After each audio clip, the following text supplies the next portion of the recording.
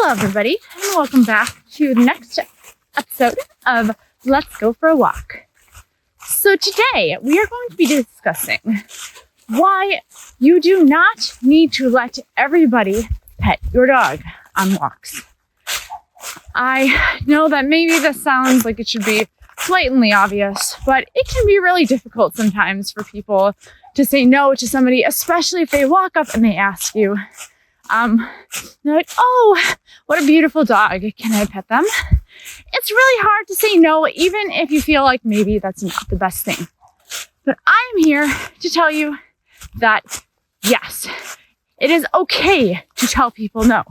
And in fact, that is oftentimes encouraged. Sorry, some sort of a shuffling noise. All right, guys, let's go. All right, back to the point that I was making. So, people love dogs, and we have been conditioned to believe that dogs are here for our enjoyment purposes. Now, dogs do provide a lot of enjoyment. Sometimes they provide things that are not so enjoying, but mostly they provide a lot of enjoyment.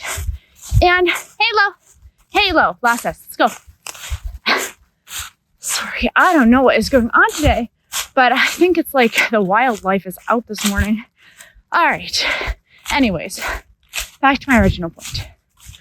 So, you are not under any obligation to let people pet your dog. And a lot of times, you will know in your gut when it is not a good idea, right? And you will also know by analyzing your dog's body language if it is a good idea or not. Now, every time someone pets your dog, it reinforces something in the dog's brain, right? If you've got a really people-neutral dog, then that's probably just reinforcing the fact that people are neutral. If you've got a super hyper-social dog, every time somebody pets them, it just reinforces the fact that humans equal stimulation and attention and enrichment. So it's just going to make those kind of like preemptive behaviors that you see, you know, the screaming and excitement and pulling on the leash to get to new people. It is just going to make those things worse. If you've got a fearful dog or a puppy who is not completely comfortable with people, it is going to reinforce that when people pet them, right, they can't escape. And they are going to have to sit there and take it from this thing that looks like it could be very, very threatening. And they are going to learn over repetitions that they can't get away. And, you know, if they are going to fight or flight and they can't flight, well, what is the alternative? Apart from freezing, of course. So, petting is something, in my opinion, that should only be allowed if you feel that it is going to help you reach your goals for your dog. So if they need to be more socialized, right, and they are pretty neutral with people, hang on, let's just turn these guys around. Okay, they are pretty neutral with people. They just don't get petted very often. Then sure, maybe let most people pet them if that's what you want and that's what your dog wants. But in my opinion, in most situations, people do not need to be petting your dog. Like I said before, I mean, I see so many puppies, especially people are trying to socialize the puppies and they have really good intentions. And they're like, okay, my puppy needs to meet as many people as possible. Right. So they go out to a really overstimulating environment with their puppy or their adolescent. And let's go. They go out to an overstimulating environment with a dog who's really young. And you can see that when people start to come closer, the dog starts showing like all these stress signals, right? It might try to move behind its owner or to the other side of its owner, or it might start to shut down, or you might see lip licking and paw raises and things that are like, okay, I'm really not comfortable with, you know, the distance that this person is getting from me. And then what happens? The person's like, oh my gosh, what a beautiful puppy. I love dogs. And swoops right over the puppy's face and begins petting them, right? For puppies, most of the time, they will shut down. And owners, in all of their good intentions, will hold the puppy in place with their leash, right? By creating a bunch of tension. And so the puppy learns, oh my gosh, horrible things happen every time somebody comes near us.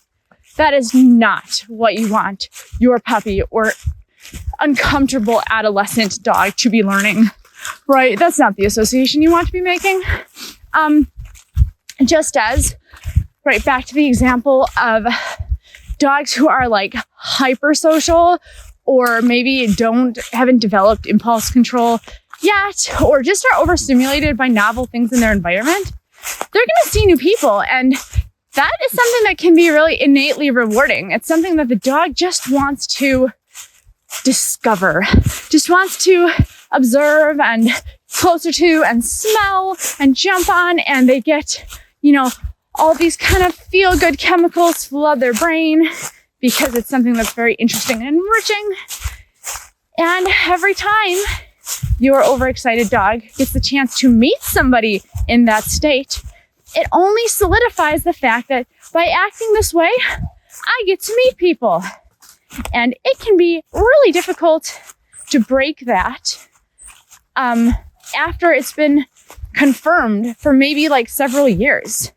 And I see a lot of times people let their puppies meet people very excitedly, which I understand. Puppies have not developed the neurons necessary to have impulse control, so that's fine.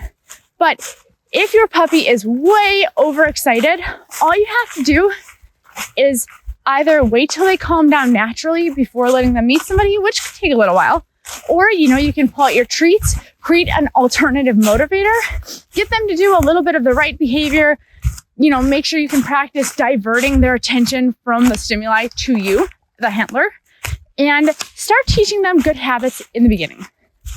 But yes, never feel obligated to let people pet your dog. And if someone is going to charge towards you, especially kids, right, and they're like at eye level and they want to grab your dog's face, just say no. You can yell it if you see the kid coming. It is not teaching the dog, regardless of how friendly your dog is, not teaching them anything that you want them to learn. And it is also not teaching that child how to respect animals and appropriately interact with them. So yes, if you enjoyed what you saw today, please like and subscribe to my channel. Thank you so much for watching, and I will see you again next week.